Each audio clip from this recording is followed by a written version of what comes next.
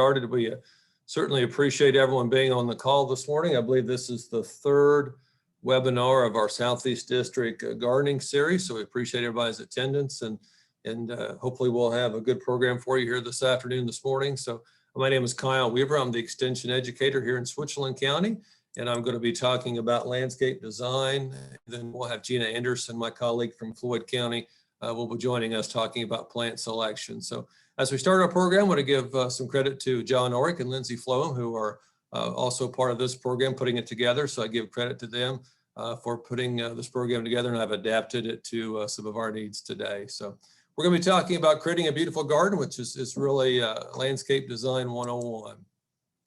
So we're just going to talk about why we are looking at creating a beautiful garden. And when I get gardening questions in the office and people talk about their vision, they talk about what the garden should look like. And really it's my response is it's their vision. You know, if they want a flower garden, if they want a vegetable garden, if they want, you know, orchids, whatever it is they want, that's something that they can design, and it's something unique to them. And that's what I like about gardening, container gardening, any type of gardening. It's really the vision of the person that's putting it together, and they like to make things reality. And that's what I really like about creating gardens. We're just going to talk about a few things today, talking about design considerations. And one of the things that I always talk about when we're doing this class for master gardeners or others is before you start designing your actual garden that you like to do, let's think about what your goals are, what your needs are, and how those will play into your lifestyle. And lifestyle is pretty important. We'll talk about that in a few minutes, but what is your needs? What are your needs? What are your design goals? And how are those things going to work to your advantage when it comes to a landscape design? So as we start thinking about redesigning your landscaping or landscape 101, we have to kind of admit or start thinking about what does it currently look like today. So way we do this in our master gardener classes when we're in person, we actually take the time to actually do an actual sketch, and we actually take some time to actually get the old-fashioned pencils and paper out, and we start drawing out what our current landscaping looks like, what the house looks like, what all those things that we have around our landscape are there, and we draw that out so we can really see what we currently have, and then we can find a way, start thinking about our needs and thinking about our goals. So starting out with a very simple sketch is really a good basic first step when you start talking about landscape design. So it doesn't have to be anything fancy. You can certainly get computer programs to do that, and we'll come out with a really nice printout, but a good sheet of paper and a good pencil, and you just start drawing out what your house looks like, what your the current plant landscapes, trees, whatever you have in your house, around your house. Draw those on your landscape design. It doesn't have to be to scale necessarily. Then you can start thinking about, well, what are my goals for the next year? What are my goals 5 years from now? And how do I want to incorporate that into what I have existing? So as we think about our landscape, we really break it down into a couple different areas. And one is what we call the private area. So these are the areas that most people don't see except for family and friends. These often are the backyards, the side yards. It's where the barbecue is. It's where the swimming pool is. All those kind of things are out there. In some cases, you have that as an outdoor living space, but that is what we call the private area. So not a whole lot of people see that. It's just the folks that you want to have come back in your private area, and those are the ones that see that. So it tends to be typically in the back of the house or in the side of the house. As we think about, of course, the other side, which is the public area, and I always talk about the public area as the places that you see from the sidewalk or from the street. So as people are walking by your house, if you live in town, or if they're driving by your house, if you're living outside of town, what do they see, and what attracts them to your house, and what do they see as they're driving by? What's your landscape design in the front of the house? Because that's often the first impression for people when they come to your house. So do you want those people to have a good first impression when they come see your house or driving by? So many people spend lots and lots of hours and lots of time and dollars on redoing the front of their house, because that's the public area. That's where people will see, and they want that to look nice. So that's what tends to be the front yard of the area. So that's what we typically see when it comes to the public area. There are also, of course, the service areas, and service areas tend to be the trash cans, the air conditioning unit, the garden shed, all those things that we have. And we try to find a way to shield those either by using plants, or we find a way to use screening of some sort, because we want to make sure that those service areas are not seen by everyone, and sometimes that's difficult depending on the design of your house. But we want to make sure we screen those items so it kind of makes your place look a lot nicer, and it makes those things more functional that way as well. So as I talked about lifestyle a few seconds ago, we have to think about your yard, and we have to think about what landscape design you have in mind. And it really comes to this simple question: how much work do you want to put into your yard? You know, if you're a person who loves to be out there 5 or 6 hours a week in your landscape and your garden and in your yard, then that will work fine for you. If you're a person that would just like to go out there maybe once a month or a couple of times during the summertime and do some mulching and do a few other simple things, then that's the kind of landscape design you should put into your landscape. So really it depends on you know, what you want to do, what effort you want to put into that. You know, when I was in my 20s, I wanted to do a lot of things in our landscape. Now that when I'm a little older, I don't have the time to do that, and I don't have the energy level that I used to have. So we tend to kind of back off on some of those things when we have less time and less energy. So it's really about how much work you want to put in and how much time you have. So as we kind of think about our design principles here this morning, it really comes down to these very basic design principles of simplicity, balance, rhythm, proportion, and a focal point. So we're going to talk about each of those individually. As we look at this landscape design, you know, all those things are there. So it's a good example of all the design principles, and we'll talk more about those kind of as we go along here this morning. So simplicity, as we think about simplicity, it's really a design where it's a very simple design, and it doesn't necessarily mean that you have very few of something. So as you look at the picture on the left and the picture on the right is an example of a simple design. The picture on the left is not necessarily a simple design. And the reason why we're saying that, the design on the right-hand side has a lot of very simple designs, which means that they're very small groupings of plantings. They're very easy to maintain. They'll probably have very easy to maintain borders around those particular plants. So those are what we consider a very simple design. It doesn't necessarily mean, again, that you have very few of something. It's something that's very easy to maintain, very small groupings, and that's kind of how we perceive our simplicity, our simple design when it comes to landscape design. Just to give an example, and I know we have people on mute, so if you want to unmute yourself and to give me a couple ideas, this is an example of simplicity. If anybody wants to unmute, you can think about, what do you think about this picture? If you want to take just a few seconds to do that, you can certainly do that. Anybody have any thoughts on this design?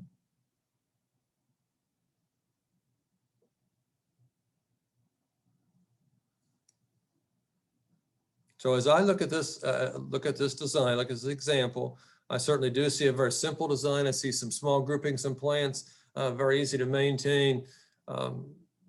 There's not many plants in this particular design, but it works pretty well for a simplistic design. So as you see there, that kind of works well with the design principle of simplicity.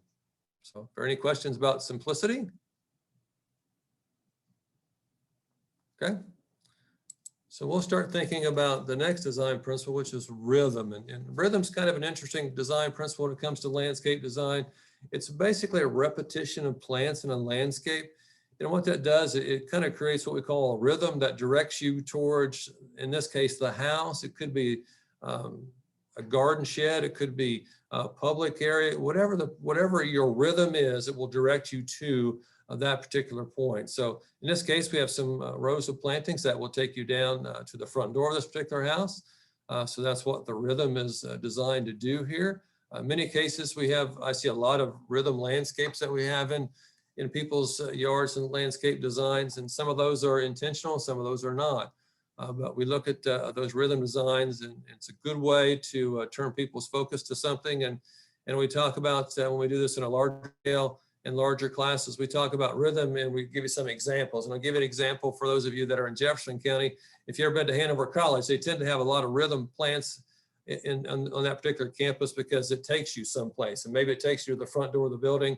Maybe it takes you and directs you down a certain sidewalk, or it directs you to a certain direction. So a lot of large municipality buildings have those kind of rhythm things because it directs you kind of where you need to go. And it's a cheaper alternative to fencing sometimes, and it certainly looks a little more natural and a little better to have plants as a design scale. So let's look at example of rhythm. So as we look at this particular picture, we have some trees and some plantings that kind of direct you to the front door of this home. So they're using rhythm design principles to kind of direct you to the front door of this house, and that's where they want you to see. This obviously is the public area of this particular house, so that's what they wanted you to highlight, and so that's what they're highlighting there in this particular design. So anybody have any questions about rhythm or any thoughts about this particular design?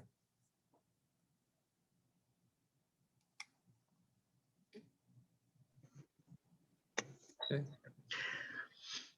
Go ahead, Becky. Oh, so yeah, my husband would say those trees are way too close to the house. That's true. Yeah. Yeah. And we don't talk. Yeah, go ahead. Oh, I said, but I can see, I guess it's kind of symmetrical too. I don't know if you're going to talk about that, but that's just something I struggle with in my little front yard. It's kind of lopsided. Right.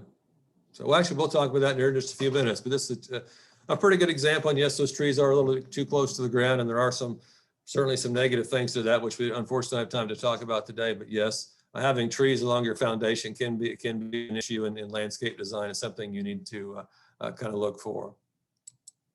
So this is what we just talked about a second ago, which was balance. And a lot of folks like to have symmetrical balances to their landscape design, which means the right and the left are exactly the same.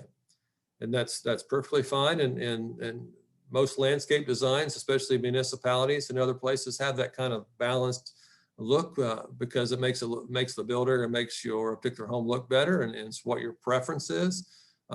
Symmetrical designs can work. It can be a little more difficult sometimes, depending on existing utilities, things of that nature, to make everything on the left side look exactly like everything on the right. But that's a good example of balance and a symmetrical balance. So now, of course, we kind of go to an example of that. This is an example of symmetrical balance in this particular design. Everything pretty much is exactly the same on the left and the right. So anybody have any thoughts on this example?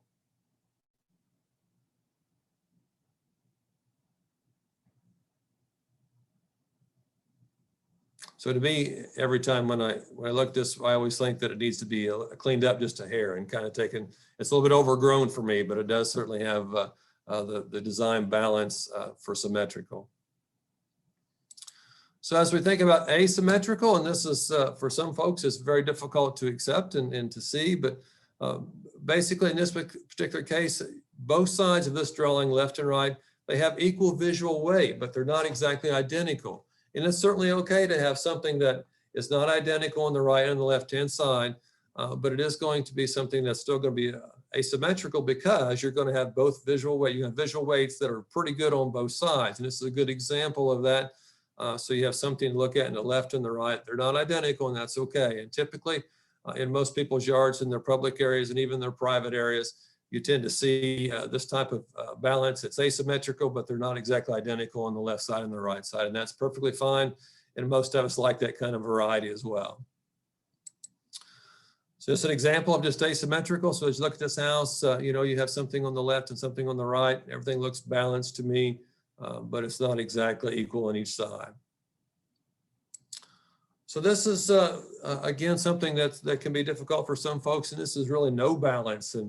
And what we're looking at this example, there's a whole lot of things on the right-hand side, but there are very few things on the other side. So as you see this example, there's a lot going on here. And we always ask the question when we're looking at this is why is there not much going on the left-hand side compared to the right-hand side? And the answer could really be very simple, that there could be some existing utilities on the left-hand side that they're not allowed to put plants in there because they may have existing pipes or something in the way that would block that situation. So it's not always a simple answer that they just ran out of money or ran out of time for the left-hand side. Maybe there was a reason why they didn't decide to put things on the left-hand side. So good example of no balance here.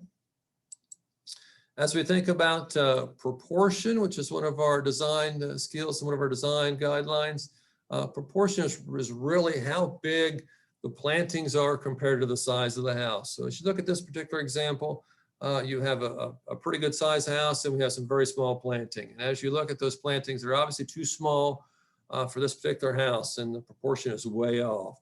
Now, there could be a reason for that, which we'll talk about in just a second, but it's really the size ratio compared to the structure that you're looking at. Think about this as an example. You know, you have looks like a very, very new house, and it looks like some very small plantings. The proportion is way off in this particular design.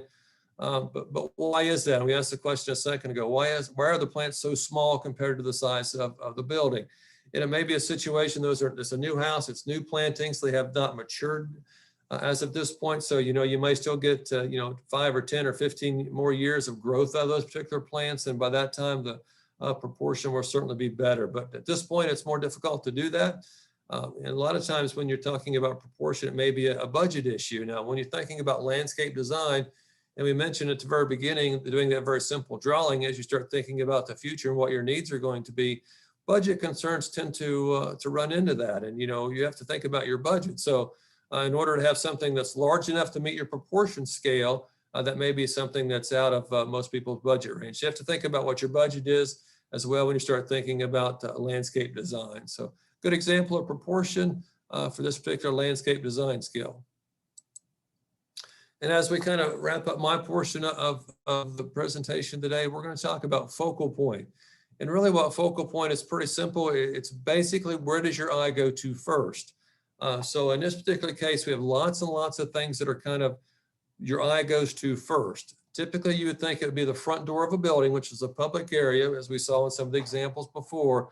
But in this case, it might be the plantings. It could be the fountain. So your eye can go lots and lots of places. So people have different focal points, and they do this for different reasons. It doesn't always have to be the front door of your house. It could be the fountain. It could be other things. But a focal point is basically, where does your eye go to first? And all of us have our own different ideals on that, and that's perfectly okay. As you think about your house, when you go back out, hopefully enjoy the sunshine this afternoon, and you come back in, just take some time to look and see, what is the focal point of my house, and what do people see when they first walk up to my sidewalk or walk into my front door? Where does my eye go? Is a good example of focal point. And there's an example of that, and we'll leave you with this. And focal point is pretty interesting in this picture, because there's a lot of things going on in this picture. And if you want to take just a few seconds, if you want to tell me, what is the focal point of this picture? Can anybody have an example or an answer? What do you think the focal point is? Is it supposed to be that TP type structure, or? So in the back here, so it looks like a tower of some structure. Yeah, is it that tower? Yes. Okay. Not that. Okay. I don't know. It's kind of hard to tell. It's all over the place. It is hard to tell. There's a lot of things that your eye goes to first in this picture. It could be this kind of trellis structure. It could be the tower in the back.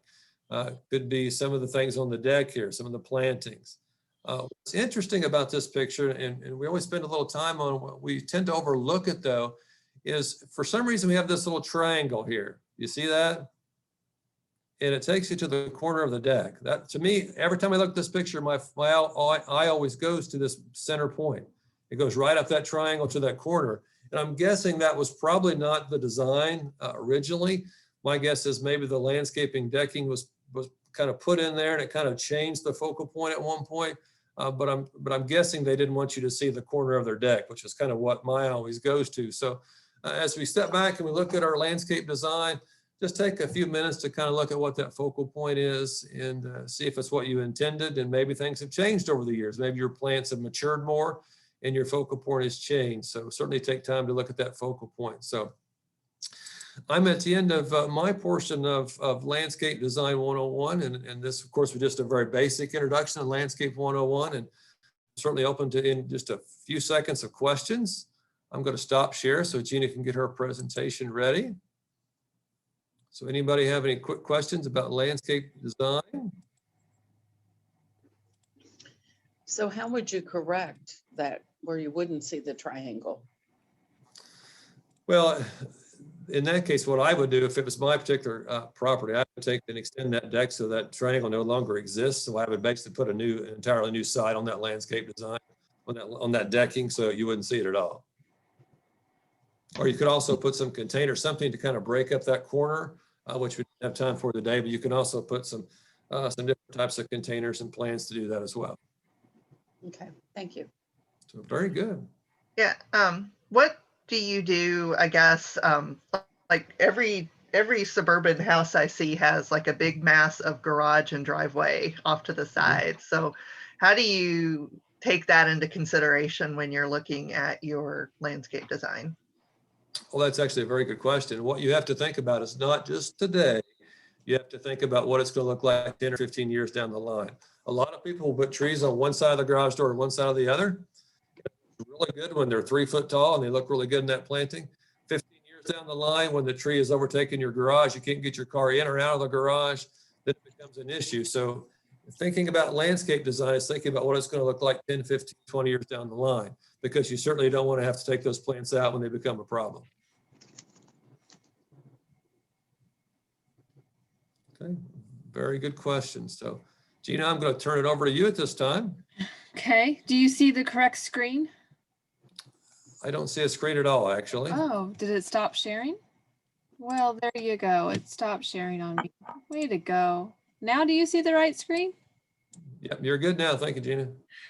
Well, there you go. Okay, so I'm covering the plant selection kind of part of this, and we're only going to cover some woody plants and then maybe a couple herbaceous, but plant selection is really up to you and what you like and what you can get a hold of and what your goals are. The list I'm working from, I have a master gardener who she designed her own landscape when they built their house, and then they just built a new house. So she worked really hard on that. So she had like done all this research and all these plants and created a presentation from it. I just took some of the information, not the actual presentation because it's on a Mac, and kind of reworked it for what we're doing here. And I'm going to use my own landscape as our example because I'm always working on mine, and there was a lot of things that were wrong with mine and are still wrong with mine that I'm trying to correct. So sometimes you buy a house or do something where you're having to correct other people's mistakes. So the first one is, this is actually my backyard, and actually there's a few of my master gardeners on here and they know where I live at. And unlike what Kyle said, where we have our public space and our private space, where I live at, I don't have that. There's a big road by my house and everyone can see what's happening in my yard, my front yard, my backyard, and my side yard. Everyone sees everything. And I'm out in the country. My property actually backs up to a farm. And so I have 2 trees on my property, and the back corner of my property where this tree is actually a floodplain. So I have to, as I'm doing things in my yard, because I don't like to mow grass. It's not that I can't mow grass. I just would have better things to do with my time than mow grass. So how do you combat, you've got a floodplain, everyone can see everything, there's a fence in the way. How do you do this? So they actually there's a sycamore that grows back there. I don't think anybody planted it. I think it was just there and everybody went with it, which is great because sycamores are one of the ones that like wet areas. So we're talking wet areas, or areas that don't dry out very well. We have lots of plants to choose from. We have bald cypress, which is really cool. If you've not worked with a bald cypress, they drop their needles in the fall. There are evergreen that does drop. They're not always evergreen, which does, and if you want to freak out your neighbors, put one in because they will freak out the first year because they think you've put an evergreen in, and then it drops its needles in the fall. So if you want to freak out your neighbors, that's what you plant. We have lots of people that use it down here in Floyd County. Weeping willows are really good. River birches and red maples also don't mind wet areas. And the important point to know is if they're in a wet area, that means their roots won't rot. So if it's a plant that doesn't like to have wet feet, it won't survive. The roots will rot and stuff. These plants don't mind having a few wet feet. It's also important to note where your water lines are at. Not that they'll actually tap the water lines, but if your water line happens to break and stuff and they're there, it might make it harder to find if you have a wet area, because if you have a water break, they may be soaking up all the water before you realize it, that maybe there's a leak. So try to know where your water lines are and don't plant these near your water lines, but just in other wet areas. So then we have the opposite of wet, which is dry. I don't have that in my yard, but some really cool ones that you could look at would be a ginkgo. So ginkgos do really well in dry. You just need to know if you're getting a male or a female, which would be hard. But if you don't want the stinky seeds that fall and litter the ground, try to get a male and not a female. Red buds are really great for dry areas. You do have to be careful. They do send off multiple shoots. So instead of having one main trunk, have multiple trunks, which is nice. And I had a friend go, oh, that's really like Art Deco and stuff. I'm like, yeah, it's really bad for the tree because it rots. So water sits in those where there's multiple stems at, and it sits there and it rots it. So if you can get a red bud that has a single stem, that's really a better option for you. Eastern red cedar, I know that they're not maybe the most popular or the most lovely plant, but they do like dry areas. You just don't want them if you're trying to grow apples. So apples and cedars can share a fungus. So you don't want to plant them if you have apple trees. But if it's a really dry area that you don't want to have to water, you can use cedars. Another one people like is the thornless honey locust. So honey locusts have those really big, nasty thorns on their branches that they puncture tractor tires. They are just really nasty, but people like the look of the honey locust leaf. It's a doubly compound leaf, and this one is actually thornless. So that's a great option if you're looking for something a little different. We all have this one. We all have heavy clay soils. We're in Indiana. Unless you're like right on the river, I'm pretty sure you have a heavy clay soil. And the red maple, which likes wet feet, also doesn't mind being in a heavy clay soil. Bald cypress, again, doesn't mind it. Your red buds and your weeping willows. So those ones that do well in those other areas that we just talked about also don't mind heavy clay soils. So if you can, get more bang for your buck in terms of what you're buying, that's a really great way to go. And red maples, they're native. So you can look at doing some natives because natives like our climate. And this is the maple tree I have in my yard, which is great. I have clay soil. I have soil that's always wet. Here's the problem though, when they selected this plant. My propane tank, my LP tank is right there underneath the tree. This is when we're planning things, guys, thinking about this, the line from my propane tank that runs to my house runs under that tree. I'm pretty sure the propane tank was installed and they planted the tree the next day after they installed the LP tank because they're probably the same age. And I'm sure the thought was, oh, this will shade the propane tank so it doesn't get hot. That's great. That I understand where we're going with that train of thought. When I bought my house, I had to call and say, okay, so what's going to happen whenever my tree falls over? I mean, eventually this tree is not going to be alive anymore. Whether that's my lifetime or not, it's not going to be alive. Said, what's going to happen if lightning hits or whatever? Oh, it's okay. Your house won't explode. That's why there's a safety valve on the tank. I'm like, are you sure? I'm pretty sure we have a problem here. But there's nothing I can do right now to fix it unless I were to do away with my LP altogether. So as we're planning things and we're looking at designs, think about these things. And, if you're looking to buy a house and you're trying to decide, is that landscape worth messing with? Have they already created an issue that you can't fix? Because not only is that tree, it's great for that area because it's great for the soil, the location, but my power line also runs through this tree. So I have to have someone come and cut the tree every once in a while because my power lines run through it. And I actually almost started a fire because the line was hot that the branch was laying on and it burnt through a branch. I actually still have the branch as a sample. These are things to think about as that's great. We're finding trees that are great for our soil and our climate. Now we've got to find the right spot in our landscape to put them at. And so these are things other people deal with. I'm happy to use my house as an example because I'm trying to correct things all the time. So then what if we're in part shade? So I've got 2 trees that are giving off shade.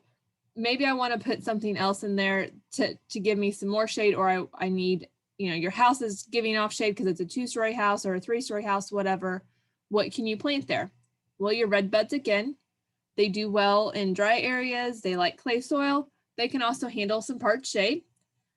So back where that sycamore tree was, when I bought the house, there was actually a red bud back there that I cut down, but it was doing well, that it was in the shade. Japanese maples do well.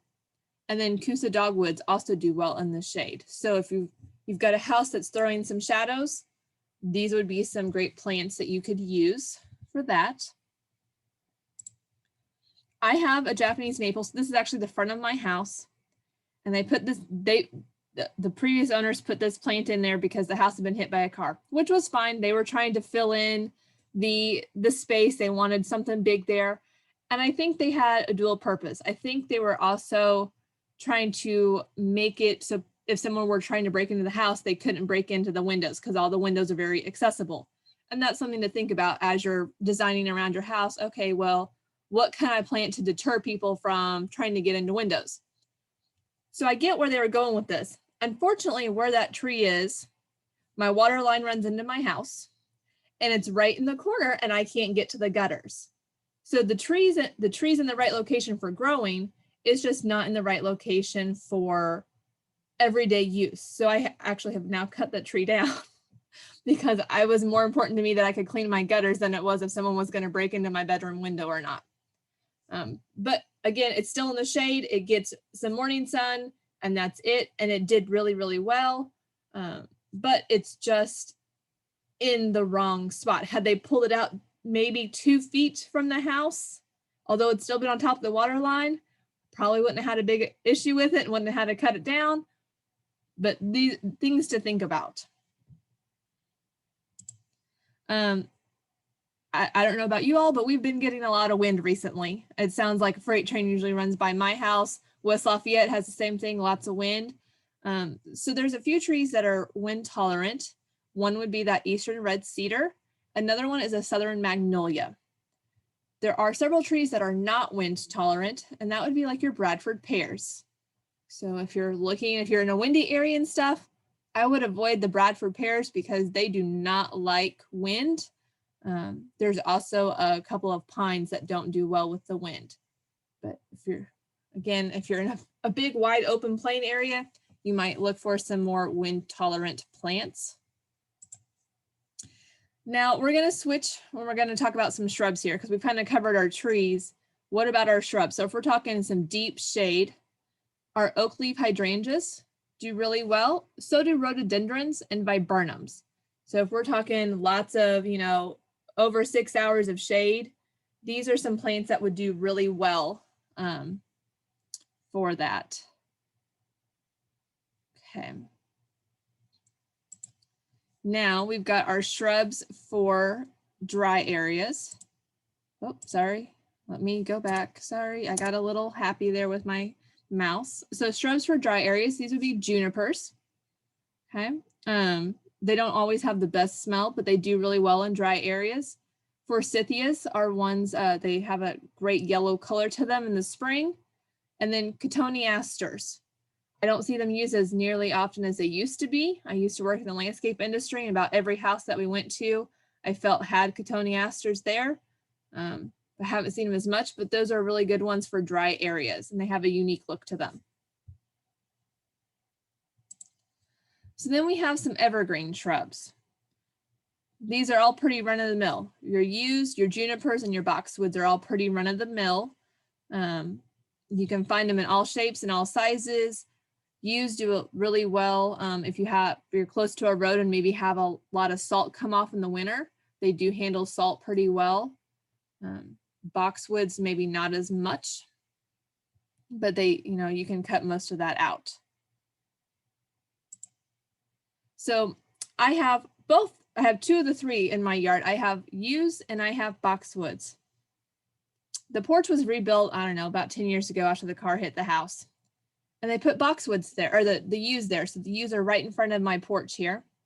And that's fine, except for the fact they've planted them too close. So when we're thinking about plants, read those tags, see how big these plants are gonna get.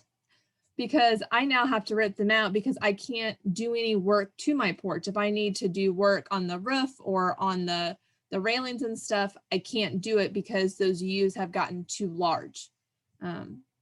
lots of people like to use yews to block air conditioners, which is great. They do really well blocking air conditioners, but give them space so that heat coming off the air conditioner will burn them on the backside and they'll be all dead. So use them to block, and that's great. Just pull them away a little bit and give them some space. These are my boxwoods. And again, they meant well. They were trying to, block the windows so people couldn't get to the windows. I hate boxwoods. I'll be very upfront. I don't like boxwoods. They take too much effort for me. Well, the other problem is that they did not encounter where the sub pump is. I have a basement in my house. Water has to get pumped out. In between these two back boxwoods underneath that window is where my pump comes up out of the ground, and it runs right between all these and out to the road. I now have to figure out how to get them out so that they don't damage my sub pump, and so they also don't damage my sidewalk because they're too big for the area. They should have done really low plantings here so that sidewalk was accessible, because it's not, and then it rains or it snows and you walk down the sidewalk. Even though it's a short sidewalk, you get drenched walking past these boxwoods.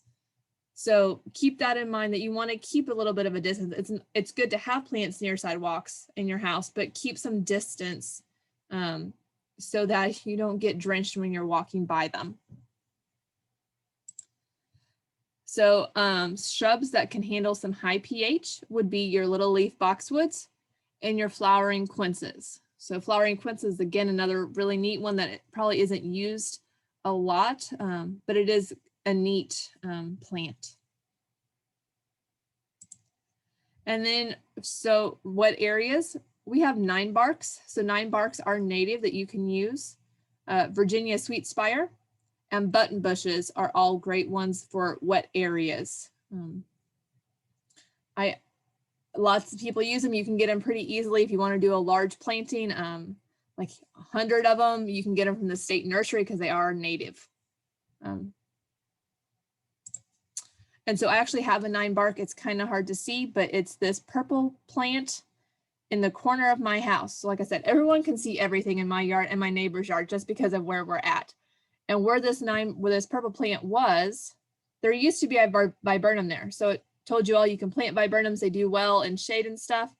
Unfortunately, the viburnum got to be as tall as my house. My house is not that big. So the viburnum had to come out because they planted like truck and everything we had to use to pull it out.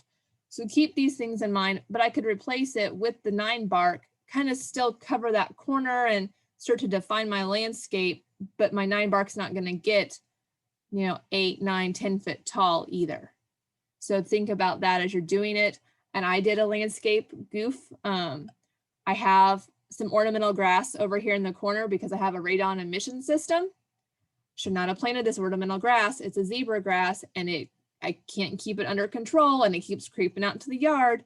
So if you're going to use ornamental grasses, that's great, but try to use the natives that aren't as aggressive. So even those of us that are trained in this do occasionally make goofs, but I also didn't have to pay for that plant either. So it was nice to my budget and good for the time, but now I'm working on digging it back out. If you're looking for some ground covers, I'm always trying to find ground covers because I get tired of fighting the weeds. Hostas are a really great ground cover, so you're not going to see them in the winter. Creeping phlox is another one. If you can get it to grow, it'll do it in the spring and summer and into the fall, but it won't be there in the winter. And then Lenten rose is another great one. People don't use it a lot, but it's your one that flowers off season. So it's not flowering during the summer and stuff. It's actually flowering later on. And lyrope, there's two different lyropes, and they flower up.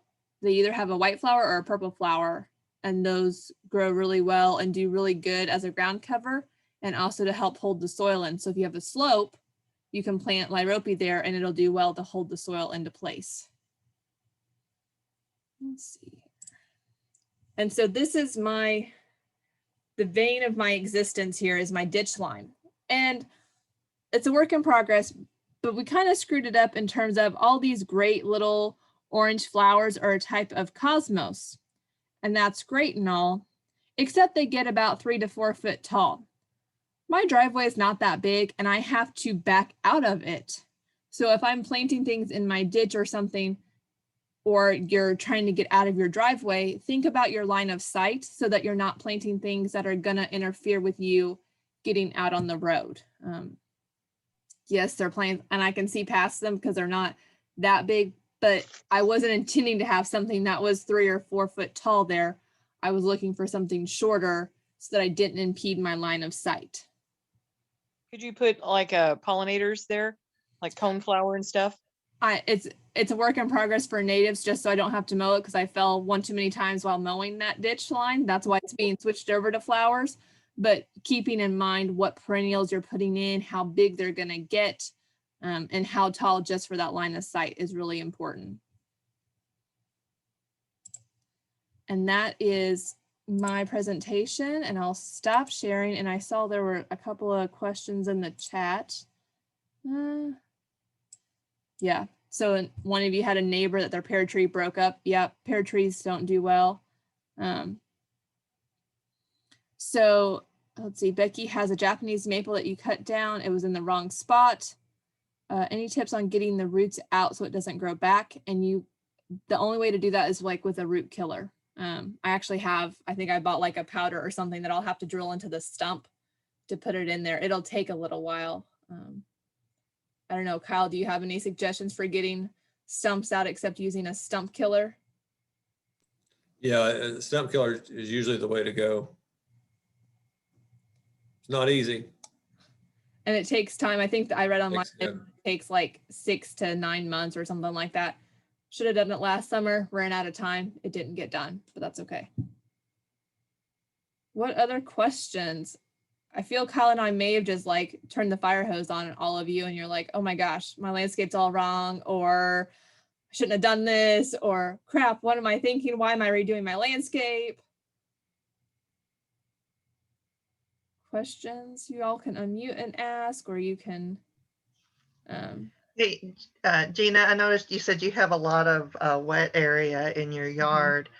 Do you all have any resources on creating those? And I can't remember the name of them now, but they're like water gardens that are Rain gardens?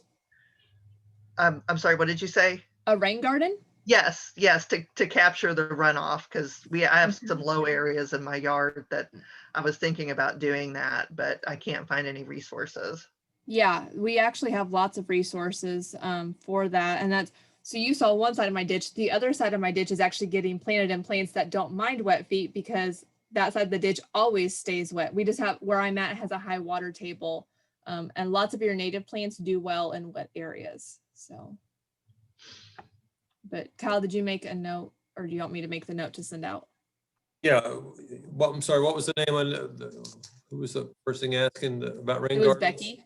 It was Becky. Becky? Okay. What other questions we have out there? Is there any software that you recommend for landscape design?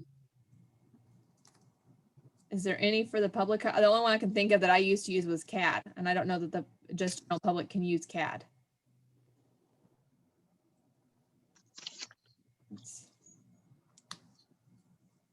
That's the only one I can think of. I get on Publisher all the time when I'm doing designs for gardens and stuff, and I just use the little clip arts and stuff and make my own key and do it that way.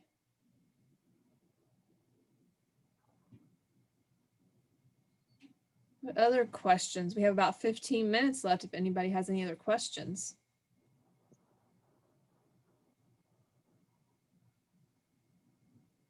Yeah, Gina. Hi, Go ahead. Jamie. That's okay. Let her talk.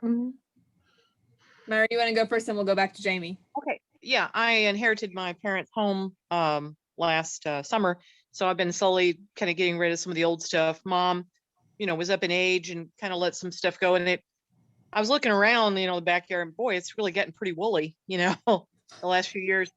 But she had a lot of really cool stuff. She had some ornamental grass to cover this manhole. It's real good for covering stuff. But so I got rid of like yews and some junipers in the front. They were just really big, and I don't know, I was tired of it. And I want to make it my home now. I want to Mhm. make it. So I wanted some color in the front. I get morning sun in the front. Mhm. Could you recommend a colorful shrub or bush that I could plant in the front yard? Depends on what your size is. I mean, Kyle, do you have anything off the top of your head that? Really, the size and light requirements typically kind of narrow the search down just a little bit, in my opinion, but I like hibiscus. I'm thinking maybe a hibiscus. You could do that. I mean, some of the Ninebarks take some part shade. So if you wanted those like purple or leaves and stuff, Ninebarks, I even think Wilgelia will take a little bit of shade. How do you spell that? The last one? Wilgelia, Weigle, I think, or the E and the I are flopped. I can never get it right. I have to always Google it. Okay. And incidentally, Karen Brown Bryant's been helping me. She's awesome. She is. Yeah. Thank you. Welcome. Okay, Jamie, what's your question? I know you're going to ask me. Okay, I have two questions. One, I've got those button bushes, but we're going to put them in a different location than we planned on. And my husband wants to I want to rip up our burning bush. So I'll rephrase that to me. So we're gonna get that sucker out of there, but I want to put something back in its place, which originally I wanted to do the button bushes, but he wants a tree. So you were talking about water lines. Our water line is right there, and he wants to use a birch.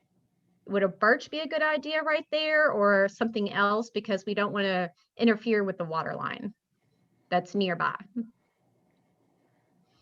I saw Kyle's brain was rolling, but I always Mhm. plant on top of the water lines as a rule anyway, in case something goes awry and stuff. yeah, because what you don't want to do is those tree roots to cause your water line damage. And that's, if that happens, that's really going to be a mess and very expensive to clean up if someone has to come in and do that. So I would certainly avoid water lines if you could. That certainly makes the most efficient sense. Is there anything like bush-wise to put there that maybe the roots don't go so far to bother it? I mean, there is some distance that I don't want to, Mhm. like you said, I don't want to like make a problem. Trying to think if I can't think of anything off the top of my head. We can certainly do some research on that.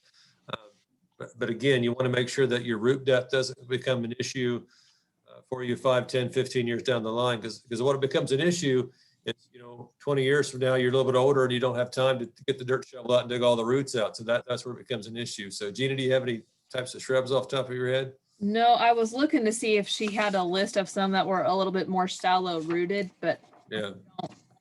there's none that I know that are like super shallow rooted that would work. Okay, so it's something I need to research more on. Yeah. Yeah. The second question is, in our yard, we have lots of those like water maples, and they're all falling apart and dying off, and we really need to remove the trees. What trees do you recommend that we plant that are fairly fast growing but aren't going to just fall apart quickly? See, you all, Because we'll have water no maple. shade in our yard once we take these trees out. This is what I get from moving to Southern Indiana. You all refer to a water maple. I have no idea what water maple is. Later, and I still don't know what tree you all are talking about, except that it's a maple, but I don't know which one the water maple is. Sorry, that's the only name I know it by. I know. But it's a maple, I can tell you that. I mean, they just probably lived their life, and it's just replacing them. Yeah. Would be my best guess. You might be referring to the silver maple. Oh, okay. Yeah, it's a possibility. Yeah, it is lighter leaves. Mm-hmm. So yeah, well, I'll just assume that they're lived their lifespan, which is probably what it is, because they were planted before we bought the house. Mm-hmm. But is there anything you recommend that's fairly fast growing to plant in its place, or just kind of go back to the maples again? Well, I think it goes back to your own personal preferences on that. And again, when you're talking about landscape, you could buy a tree that's 15 feet tall. Of course, it's going to cost you to do that. So it depends on really your budget what your preference is. Typically you'll buy the 3 or 4 foot tall ones at the nurseries, and those work pretty well. Or you can get the digger and bring it in and do some serious kind of excavation to your front of your house. It really depends on your preference and your budget for that. Mhm.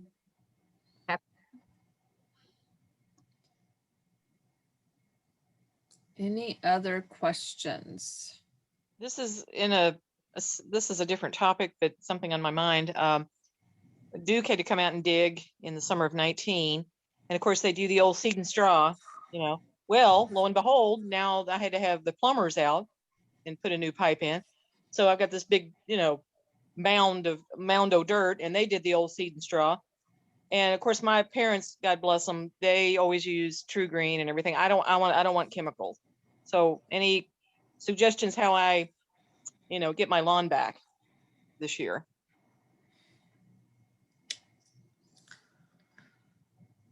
Well, thankfully, we actually have what we call kind of our lawn specialist, and I think he's actually on the call, so we can actually hook you up with an extension educator who's very, very good at lawns, and we can share that information with you if that'd be okay.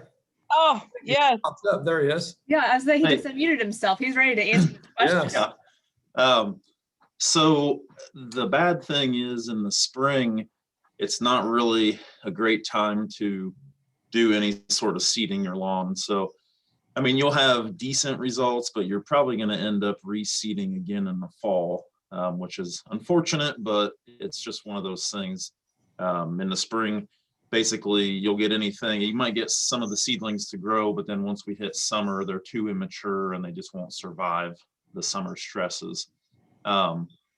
My suggestion, I mean, for one, you need to get some good quality seed. I would say that probably what was put in there was probably just a contractor mix, and it's probably really poor quality. So I would Cheap. make sure, most likely, I mean, you can go with Kentucky bluegrass or turf type tall fescue. Those are the 2 types that I recommend the most, but making sure you get good seed to soil contact, and then lightly covering it with straw, and putting down a starter fertilizer as well. All of those things will help. And then obviously, if you can keep that area watered, you want to water it often, especially if you're going to do it this spring, and kind of help it through the summer, but making sure that it's you're watering it shallow, but quite often. And then obviously, if you get through the summer, in the fall, you just want to fertilize it again, probably in September.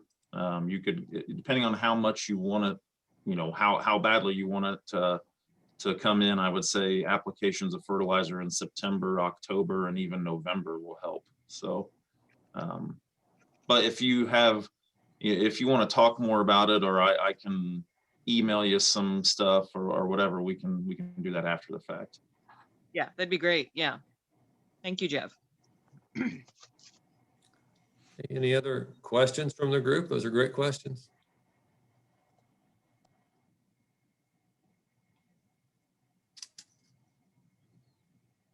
Okay, Gina, do you have anything else? I don't think I have anything else. It's just read up on what the invasives are for Indiana. Make sure you're not getting anything by accident that you shouldn't be planting. Okay. This concludes our webinar. Becky, if you wouldn't mind if we keep going just for a few seconds to get your contact information for the rain gardens. But everybody else, we appreciate your time and thank you very much this afternoon.